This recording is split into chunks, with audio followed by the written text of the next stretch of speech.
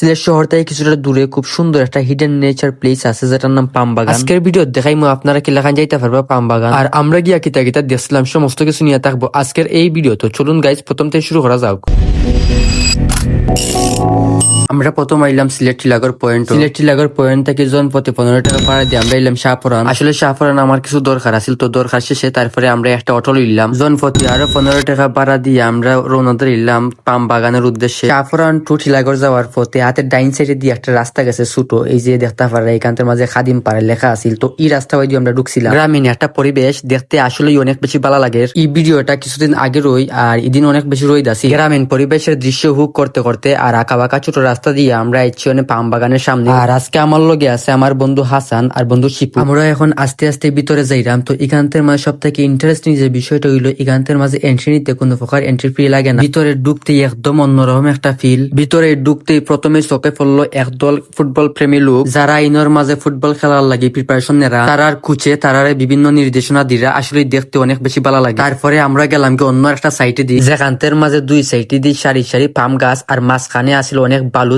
যেটা আসলে মনে হইলো সিলেটের মিনি মরুভূমি। সিলেটে অনেক টুরিস্ট প্লেস আছে যেটার মাঝে এই পাম বাগানটাও অন্যতম। যারা প্রকৃতি বালা ফাইন তারার লাগি এই জায়গাটা একদম পারফেক্ট একটা প্লেস। এমন সুন্দর জায়গায় আইলে আসলে বোঝা যায় যে প্রকৃতি আমরারে মানসিক শান্তি দেয়। এটা জায়গা ঘুরতে হইলে আসলে কিছু সময় নিজের লাগিও বার করা জরুরি। আর বন্ধু হাসান সামনে দিয়ে যাইরাম, তো বন্ধু হাসানে হইলো যে বন্ধু আসলে মনে হইলো যে আমরা একটা মিনি মরুভূমির মাঝে আটরাম। তবে এই পাম বাগানটা অনেক জায়গা নিয়ে হইছে। আমরা এখন যাইরাম কি পাহাড়ের দিকে। এখানের মাঝেও দেখতে পাররা যে দুই সাইডে দিকে খুব সুন্দর সুন্দর সারি সারি পাম গাছ, মাঝখানে দিয়ে পরিষ্কার আটার জন্য খুব সুন্দর রাস্তা। এখানের মাঝে আটতে আটতে আমার নিজের কাছে মনে হইলো যে আমি প্রকৃতির লগে মিশে গেছি। যারা ফটোগ্রাফি বালা পাইন তারার লাগি তো ইটা জায়গা স্বর্গের মতো। তারপর আমরা আটতে আটতে একদম পাহাড়ের উপরে উঠে গেছি। একদম উপরে উঠার পরে জাস্ট ভিউটা দেখেন যে পাম বাগানের যে ফুল ভিউটা ওইলো এইরকম দেখতে আসলেই মারাত্মক সুন্দর লাগে। এটা জায়গা কিন্তু ছবি আর রিল বানানোর লাগি বেস্ট একটা প্লেস। যারা কিনা অ্যাডভেঞ্চারস লাভার তারার লাগি পারফেক্ট। এটা জায়গার মাঝে ছবি তুললেই প্রোফাইল পিকচার রেডি। প্রাকৃতিক আলোটাও আসিল বেশ ঠিকঠাক। আমরা ইনোর মাঝে কিছু পিকচার্স আর ভিডিও নিয়ে আস্তে আস্তে নিচের দিকে নামিয়েছিলাম।